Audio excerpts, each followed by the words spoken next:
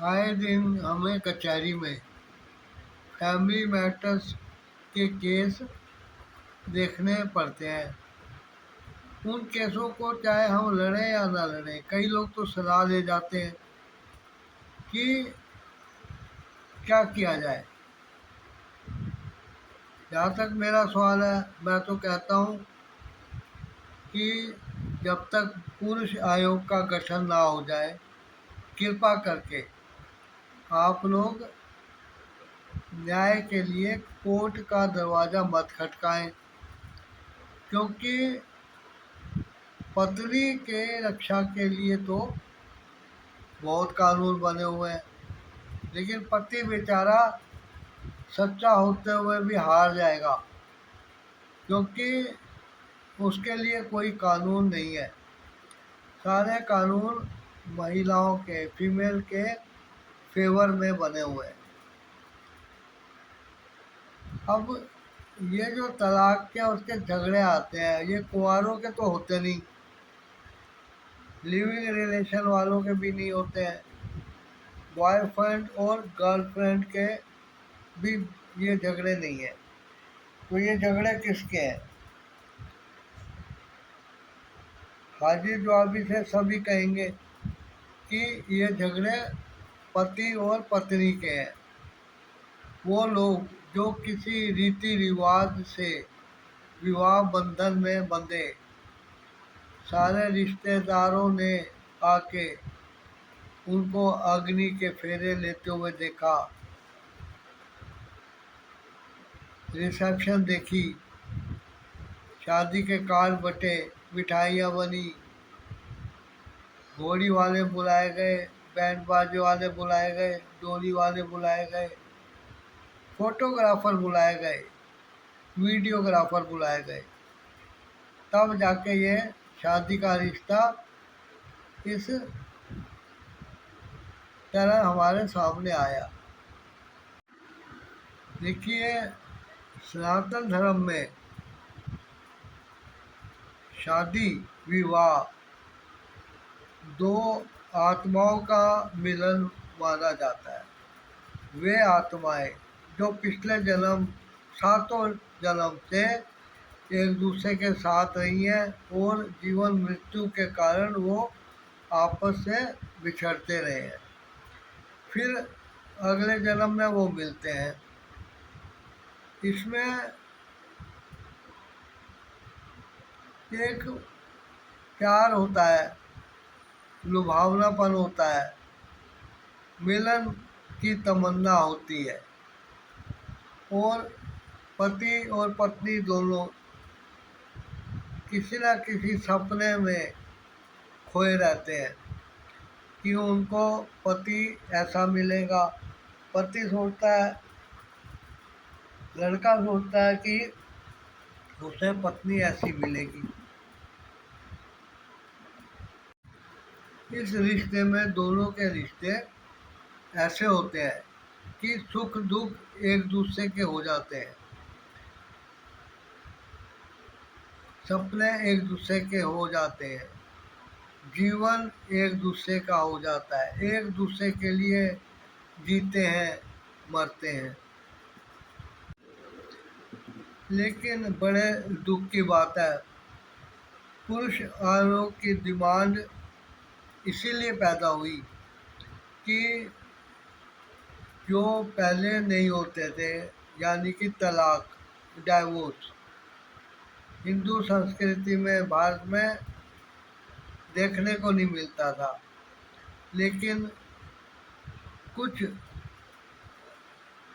ऐसे मिक्सचर बने, कुछ ऐसी संस्कृतियाँ आके इस सागर में गिर गई कि खारा पानी और मीठा पानी दोनों मिल गया।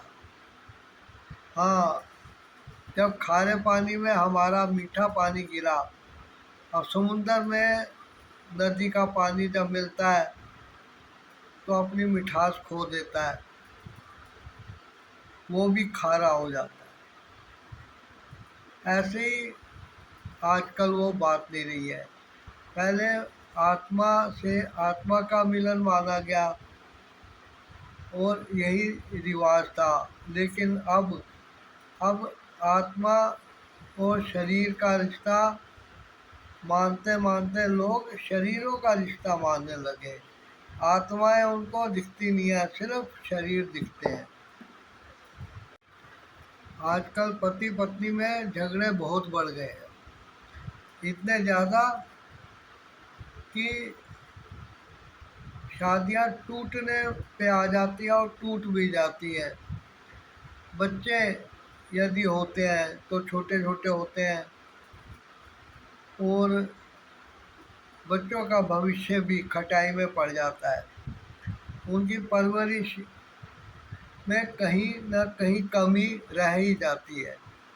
यदि पति तलाक के बाद तो दोबारा शादी कर लेता है तो बच्चे उसके पास हो तो उनको माँ का सौतेला व्यवहार सहना पड़ता है। पत्नी यदि बच्चों के साथ कोर्ट ने रहने की मंजूरी दे दी और वो शादी कर लेती है कहीं और, तो नया पति जो है उन बच्चों को ज़्यादा पसंद नहीं करता है।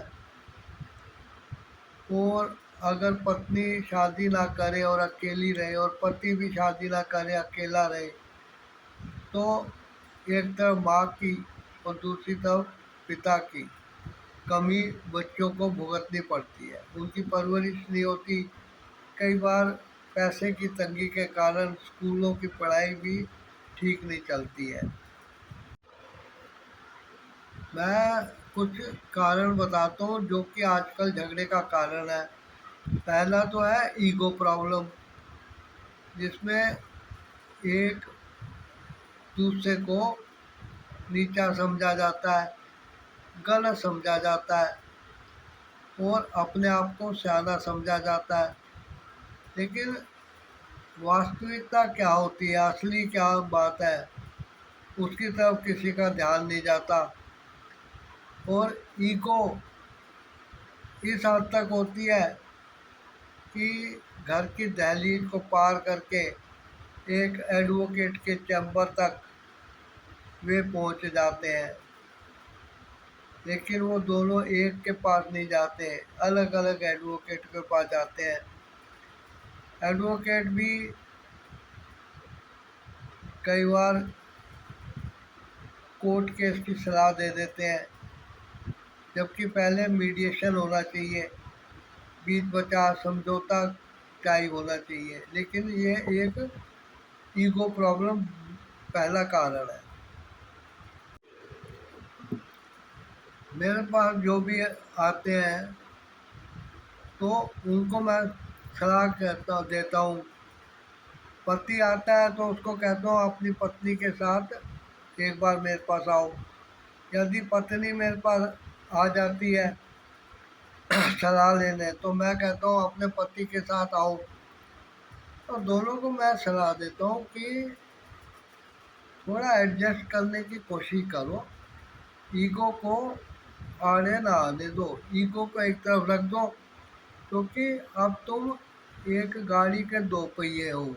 तुम एक ही घर में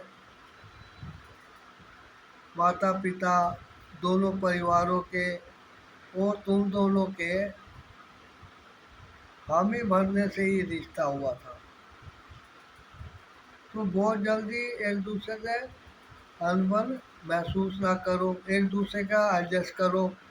कुछ बातों को वो अपनाए, उस दूसरे को तुम अपनाओ, कुछ को वो छोड़े, कुछ को तुम छोड़ो। इस तरीके से पटरी बैठ जाती है। कई बार मैं कहता हूँ कि मिस्त्री को देखा तुमने ईंटें या टाइलें लगाते हुए, उनको कुछ ईंटों को छटाई कटाई भी करनी पड़ती है। उसको ये देखना पड़ता है कि कौन सी ईंट इधर फिट बैठेगी। तो ऐसे ही आप लोग अपनी समस्याओं को कटाई छटाई करिए और एक दूसरे के साथ फिटिंग बिठाइए। कहते हैं ना कि जो चीज़ पास होती है उसकी कीमत नहीं होती, और जो चीज़ पास नहीं होती है आदमी उसके पीछे भागता है। लेडीज़ भी जेंट्स भी दोनों ही, आदमी ही नहीं महिलाएं भी ऐसी है। लेकिन जब पति पत्नी एक साथ रहते हैं तो फिर वो उनका डेली का रहना हो जाता है। अब वो एक दूसरे की परवाह नहीं करते और एक दूसरे का ध्यान नहीं रखते हैं, जबकि साथ रहते हुए उनको एक दूसरे का हाथ बटाना चाहिए, तारीफ करनी चाहिए, बहुत कुछ करना चाहिए, लेकिन वो ऐसा नहीं करते हैं। कई जगह इन्हीं बातों पे झगड़ा हो जाता है, और कई जगह पत्नी इतनी समझदार होती है कि वो अपने आप को उस घर में एक मालकिन की तरह महसूस करके सब सहती रहती है कि मेरी ही जिम्मेदारी है सब करना, और मैं ही सबकी देख रेख करती हूँ। तो ऐसी जगह कभी कोई झगड़ा नहीं होता, एक दूसरे को आँख टेढ़ कर वो देखते नहीं। दूसरा कारण बता दिया मैंने, पहला कारण था ईगो प्रॉब्लम, दूसरा कारण है एक दूसरे की परवाह ना करना। अब देख, एक दूसरे की ज़रूरत की अगर बातें ध्यान में रखी जाए और समय समय पर इस चीज़ को जताया जाए तो प्रेम भाव बना ही रहता है, झगड़ा नहीं होगा। तो ऐसी गलती ना करें, जो आपको मिल गया है और जो आपके साथ है उसको कीमती जानिए। वो आपको भाग्य से मिला है, और सनातन धर्म के हिसाब से तो जन्मों जन्मों का साथी है, पिछले भी अगले भी और इस भी। तो ऐसे झगड़े करिए, एक दूसरे परिवार दिए, इसको ध्यान में रखें तो कभी मनमुटाव नहीं होगा। ये जो तीसरा कारण आखिर में मैं बता रहा हूँ, एक्चुअली वही ज़्यादा दुखदाई होता है। वो होता है एक दूसरे को धोखा देना, एक दूसरे से झूठ बोलना, एक दूसरे से कुछ ना कुछ छुपाना। तो ये झगड़े का कारण बनता है, क्योंकि कहते हैं झूठ के कोई मुंह सिर पैर तो होते नहीं है। जिस दिन वो पकड़ा जाता है वो लुढ़कने लगता है, और एक गोल पत्थर या पहिए या सिलेंडर की तरह लुढ़कता लुढ़कता ना जाने कहाँ तक चले जाता है। उसमें झूठ पे झूठ, झूठ पे झूठ बोलने पड़ते हैं। इसलिए पति पत्नी के रिश्ते में एक दूसरे से धोखा करना, एक दूसरे को से छुपाना, ये बिल्कुल ना किया जाए।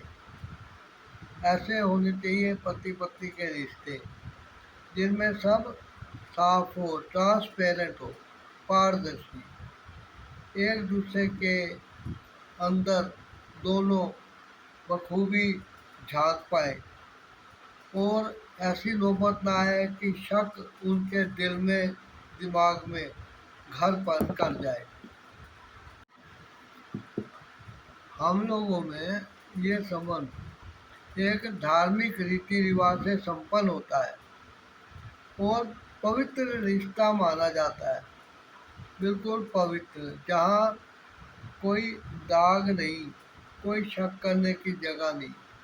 इसलिए कोई भी यदि आपस में धोखा करता है तो वो एक पाप का भागीदार बनता है, और उसका फल तो भुगतना भी पड़ जाता है।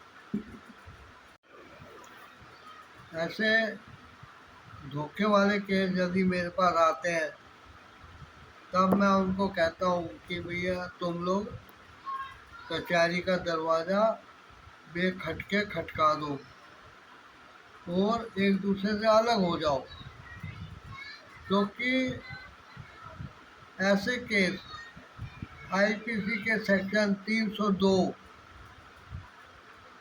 की धारा के साथ फिर कोर्ट में कोई सीरियस पनिशमेंट के रूप में सामने आते हैं।